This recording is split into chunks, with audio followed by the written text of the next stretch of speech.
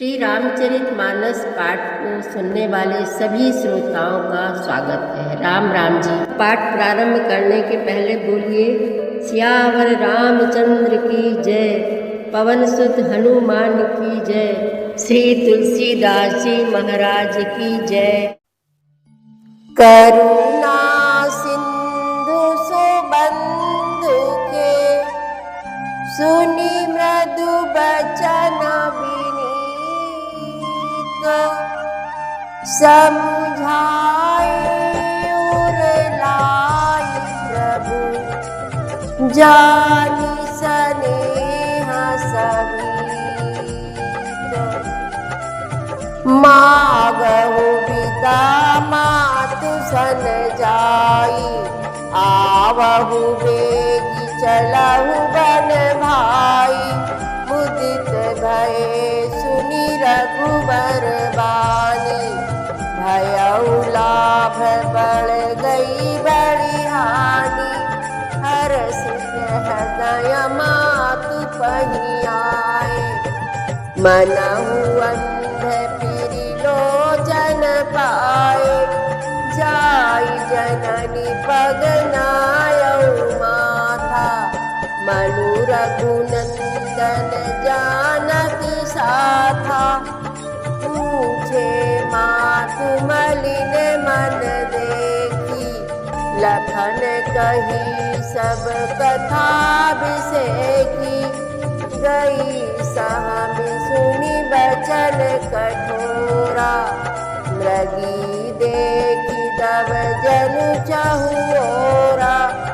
लखन लखे भान रथ आजू, एहि स्नेह बस करब काजू। मागत बिदा सबय सकुचाई, जाई संग विधि कही कि नाही।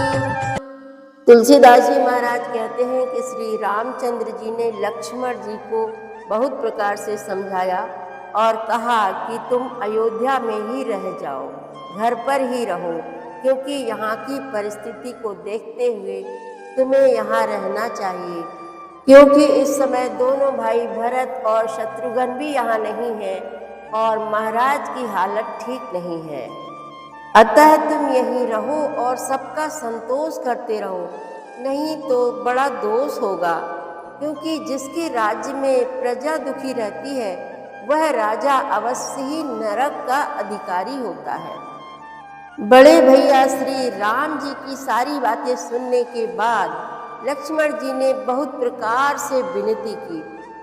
फिर अंत में कहा, धर्म और नीति का उपदेश तो उसको करना चाहिए जिसे कीर्ति, विभूति, ऐश्वर्य या सद्गति प्यारी हो, किंतु जो मन, वचन और कर्म से चरणों में ही प्रेम रखता हो, हे कृपा सिंधु, क्या वह भी त्यागने के योग्य है?